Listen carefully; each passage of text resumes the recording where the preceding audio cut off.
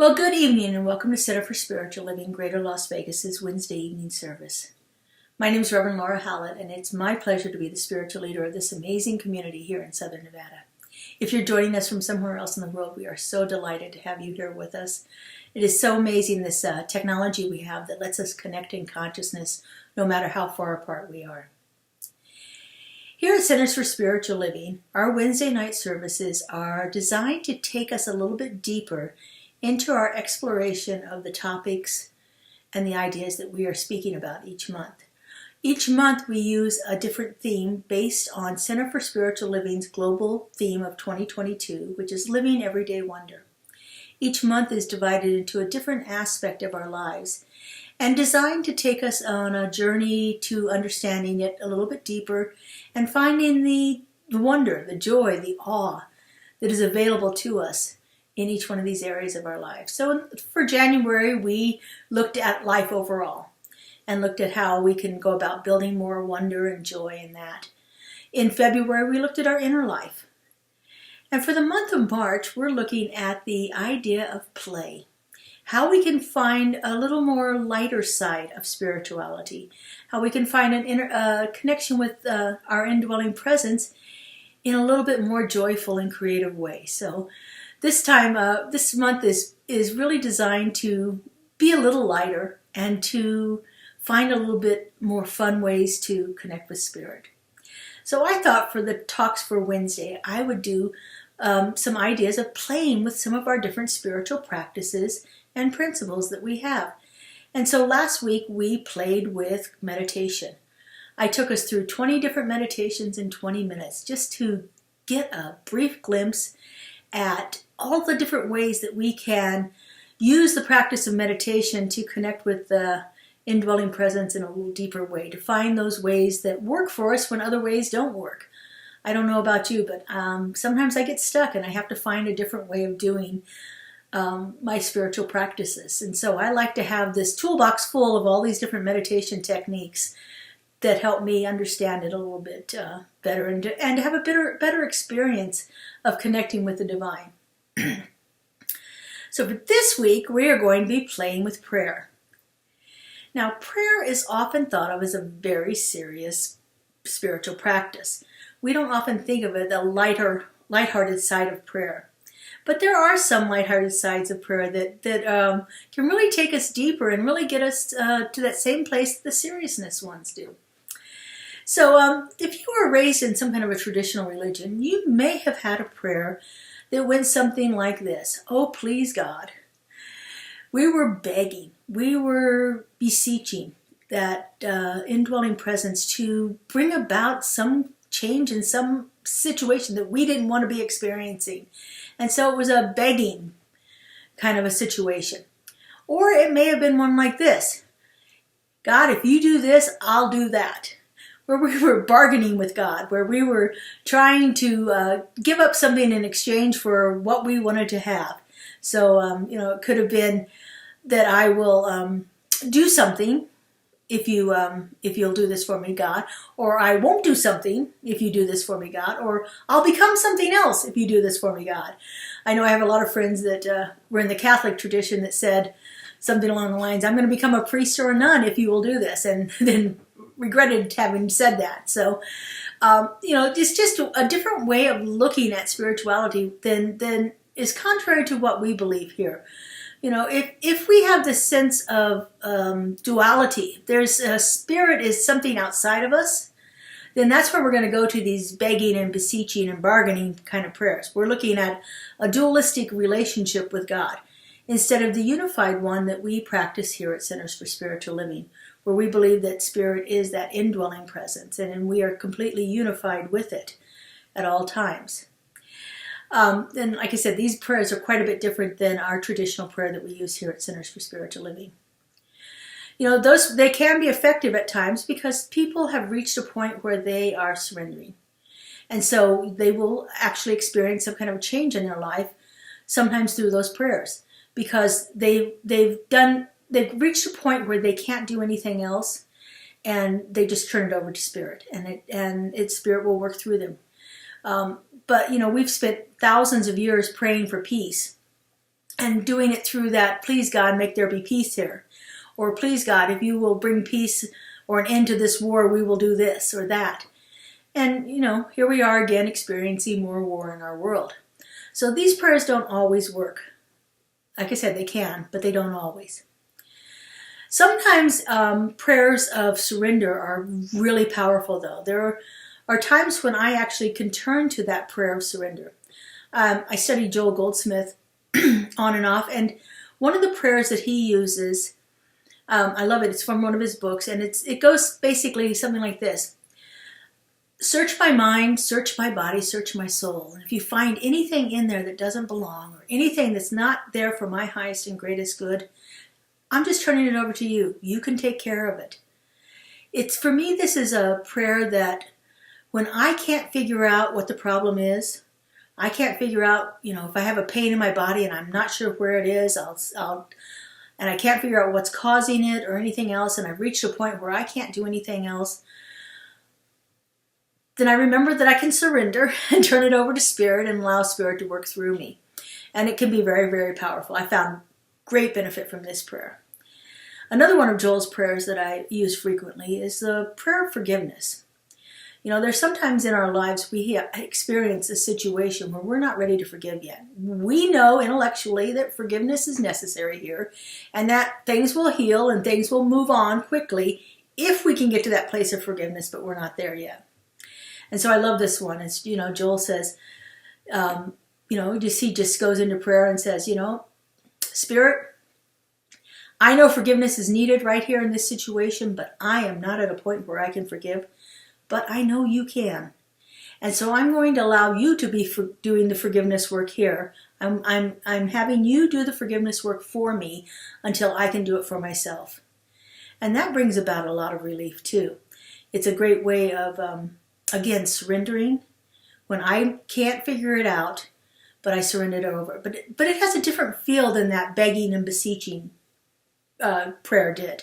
It's a prayer that's saying, I know that there's something out there working. I know that there is this power for good in the universe, and it is working, and I'm going to allow it to work until I can work.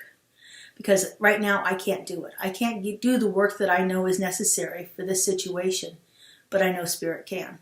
And so it's a prayer of trust, a prayer of deep, deep faith, and it is a prayer of surrender. And it's a way to move through things that in your lives without having to try to figure it out or get to a point where you're ready for it and you're not at that moment. So our form of prayer that we use here, like I said, is called spiritual mind treatment. And spiritual mind treatment is a serious form of prayer. It is so serious that, like I said, we spend quite a bit of time training our practitioners and testing them and making sure that they can do this spiritual mind treatment in the way that it's designed to be done, because it has been proven to be completely effective. It has been proven to change conditions in our lives. Our founder, Ernest Holmes, writes in his Science of Mind Dictionary, he says, prayer is the contact of our mind with the universal mind in a way that results in bringing about a desired good. Prayer is for changing conditions. Prayer is for connecting with the universal presence, remembering truth, and bringing about a change in a condition that is being experienced, whatever that condition may be. So in our spiritual mind treatment, we have 5 stages. The first stage is called recognition. And in recognition, we do that. We recognize the presence of the divine. We recognize that indwelling love intelligence, that creator of all, that omnipotent, omnipresent, and omniscient being that is always present, all-knowing, and all-powerful. It is always working through us. It is an indwelling presence, meaning it works through each one of us individually. It is universal. It is unconditional. It doesn't judge. It is that presence of all of those universal qualities of peace and love and harmony and joy and wisdom. All of that is what we believe this indwelling presence is. So our first stage is all about reminding ourselves of that, remembering the truth of what spirit is. Our second stage is unification. And in unification, we unify, we bring ourselves into alignment with that indwelling presence. If there is only this one creator, which is what we believe, and we believe that this one creator is in all of its creation, which is what we are, then it must be inside of us. And so our unification is about reminding ourselves of that. I'll say things like, since I know that God is all there is, I know that it is in me, that it is moving through me and showing up as me, in all that I am and all that I do. And I remind myself that because I know spirit is this love intelligence, I am too. I know that spirit is a place of peace and joy and grace, and I know that that's right there within the heart of my being, and it is coming through me. So I spend time reminding myself of my connection with spirit. So the first two stages are all about bringing ourselves into alignment with spirit. This is what Ernest calls the fire. We really bring in those ideas of what it is and our connection with it, and that builds that sense of connection and power and everything that is moving through us right then. Our next stage is about recognizing truth, and it's recognizing truth based on our principles. So if we know that God is all there is, and I am one with it, and that it is only good, then only good is ever happening. And so we state statements of truth that usually pertain to the situation we're treating for, the situation that we are holding in prayer at that time, for ourselves, for someone else. We state statements of that we know that this is unfolding right here and right now. The statements that we use in the realization stage are affirmations. And affirmations are positive, powerful, they're present tense, and they're personal. And so they are about something that is happening right now, not going to happen, but happening right now. They are filled with words that are powerful for us, words that evoke a feeling within us. Again, igniting that fire, getting that passion going in there. And then they're about us. They're about the situation. If we're treating for someone else, it's about that person. But they're personal. They are right there, applicable to us, to each one of us individually. And so as we are stating these truths, reminding ourselves of that with power, with passion, with a deep-seated sense of knowing that this is what's happening, then that's what we're doing in that realization stage. Our fourth stage of is Thanksgiving. And that's where we're just simply grateful for the truth that we know. We're not grateful for a whole laundry list of things that are happening, but we're grateful to know that the action and the activity of the divine is happening right here and right now. We are grateful to know that we are divinely connected with that presence. We are grateful for these more broad, universal truths than that whole laundry list of things that might have been treating for. We're grateful to know truth. That is one of the most powerful statements that we have. We're so grateful to know this and to have this and to see it happening right here and right now. And our last stage of the treatment is our release. That's where we let it go. And it is really one of the cementing ones. Sometimes people think it's not as important, but it's the one that actually is that total and complete recognition that if all of this stuff is true, and we know it is, then we know it is happening right now, and we don't have to do anything else except know that. And so we let it go. We just release it into that law that does what it does and acts upon it just the way that it needs to act upon it. And so those are our 5 stages of treatment. Now, again, like I said, that can be serious, but it can also be a little bit fun. So one of my favorite ways of remembering about spiritual truth, and it's actually a great prayer when I don't know what to pray for, but I know that I need to pray at that moment. Back in, I think it was in 2004, maybe 2005, a young woman named Margaret Owens was taking a class at our center in Las Vegas. And she was taking the foundations class, which is our beginning class. And her final project for the class was to write a song. And the song is called The Treatment. And it's a really powerful song. It's on one of her CDs now. I've heard it many different centers around the country being sung, so I just love it. But the chorus of it is our 5 stages of treatment.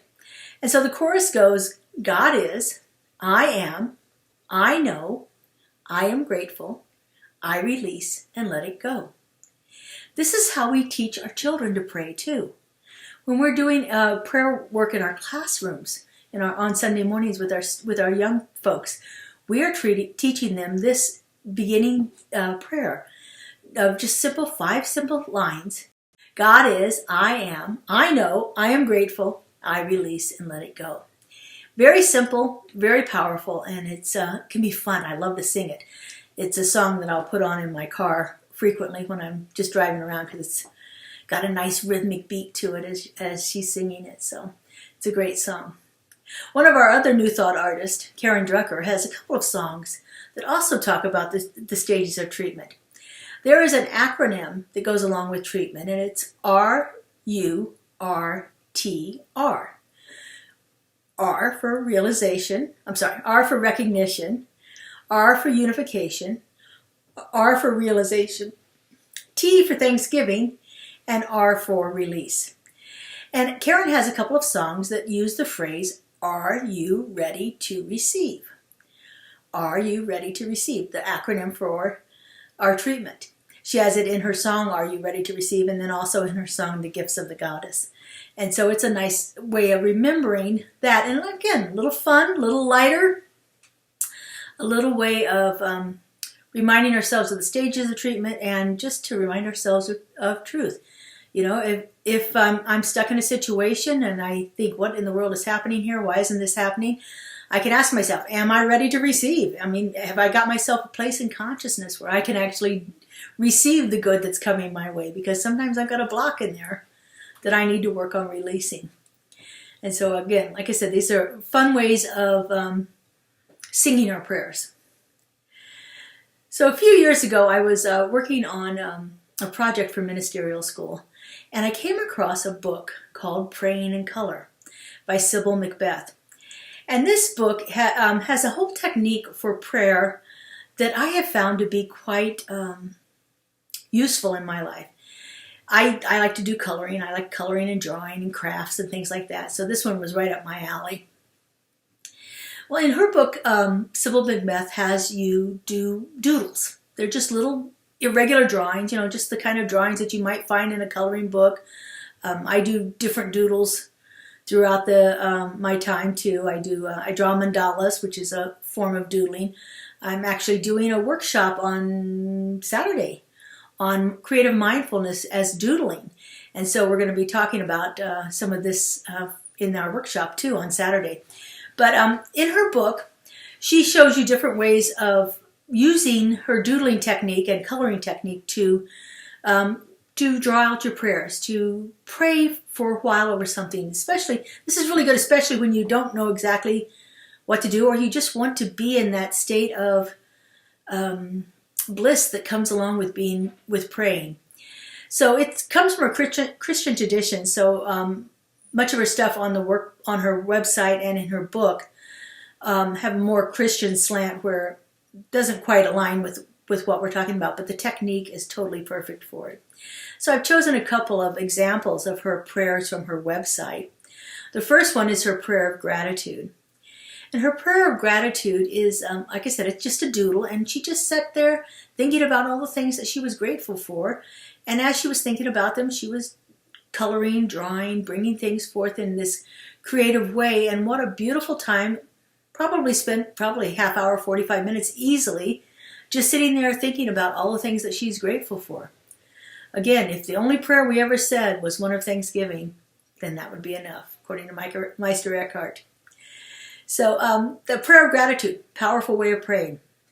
Another one that she has here today on her website is a prayer for her tasks that she has to do throughout the day, just to make sure that everything is unfolding easily and effortlessly. She does her list of her tasks on the doodle that she's working on, and just thinks about the highest and greatest good for those unfolding as she's moving about her day. And so again, that's just a great way of doing it. I took one of her prayer templates that she has on there and did a prayer for my family. And so I just wrote down the names of each person in my family and just contemplated the highest and greatest for them unfolding right here and right now. If some situation was happening in their world right now, I would hold that in the highest too. But for the most part, it was just, health and well-being and happiness flowing for each one of the people in my family. And so it was fun to sit and do that. You can download these from her website and color with them. One of the things that I also do, as I said, I draw a mandala generally every morning, or I do a doodle, one of the two, through this process I have called creative mindfulness. And I think it was sometime last week, probably early last week, I was a little distraught over the situation in Ukraine, and so I drew a sunflower mandala. Sunflower happens to be the national flower for Ukraine, and so I drew a sunflower mandala, and then I took that into prayer and wrote down some of the things that of the people, the different kinds of people in Ukraine, and the different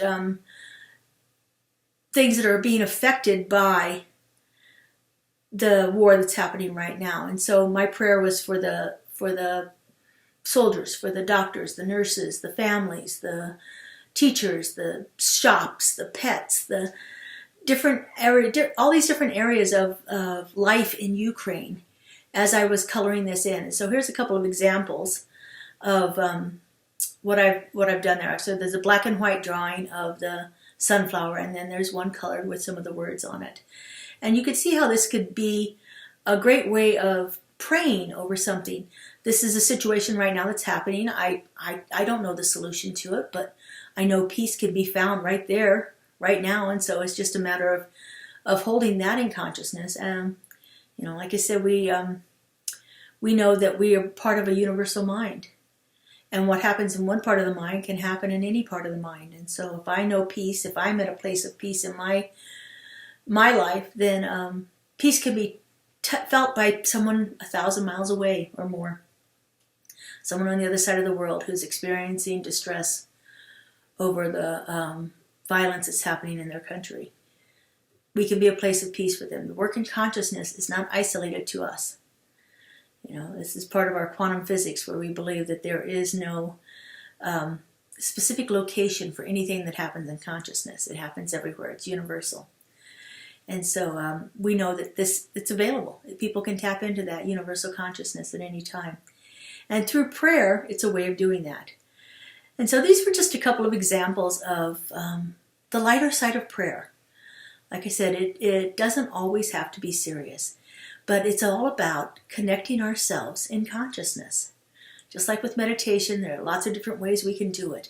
And if we take the time to go a little deeper and find something that really works for us, then I think it's much more effective than trying to make something that doesn't work fit who we are. So look around, find different ways of praying. I love Thich Nhat Hanh, who says that let your walk be a prayer upon the earth. Let our feet kiss the earth as we walk. And so, putting ourselves out there in consciousness and tapping into that universal presence, that's what prayer is about. And it can be fun. I hope you enjoyed our time together. We have Justin here with a song, so thank you all so much for being here with us. Next week, we're going to be playing with affirmations. So I hope you consider joining us. Thanks so much. Have a great week. Here at Center for Spiritual Living Greater Las Vegas, we are a mission and vision-driven community.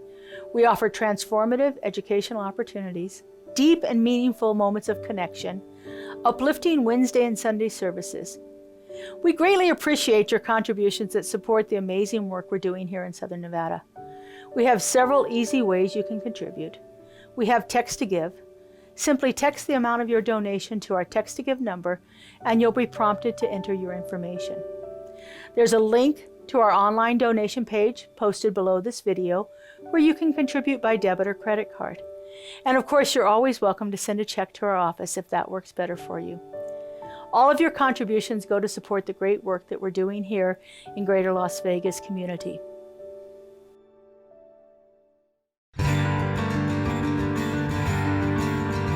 Let go of the shore and let the water carry you. Let go of the shore, float into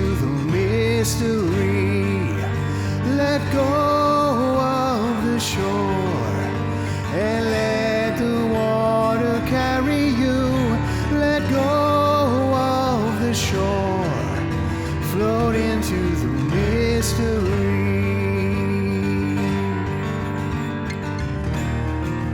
You have all you need, it's all inside of you. Close your eyes and breathe and know that you are safe. Let go of the shore and let the water carry you. Let go of the shore, float into the mystery. Let go of the shore and let the water carry you. Let go of the shore, float into the mystery. No need to make a plan, your heart will be your compass. Just lift your sails in faith and trust that you will arrive. Let go of the shore and let the water carry you. Let go of the shore, float into the mystery. Let go of the shore and let the water carry you. Let go of the shore, float into the mystery. Float into the mystery. Float into the mystery.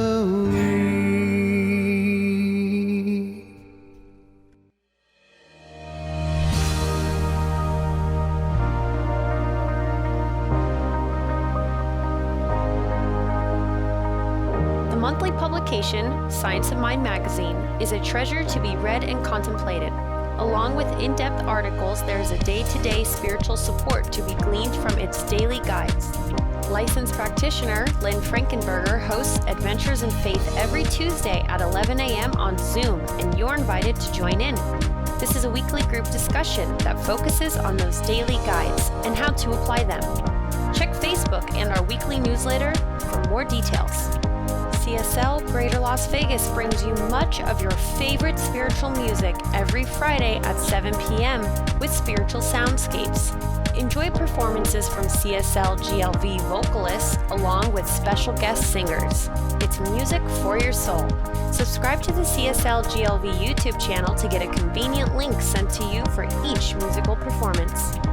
At CSL Greater Las Vegas, it is our mission to inspire spiritual discovery through community connection, exploration, and celebration. This mission supports the all-inclusive vision of Centers for Spiritual Living worldwide, in which we envision a world that works for everyone and all of creation.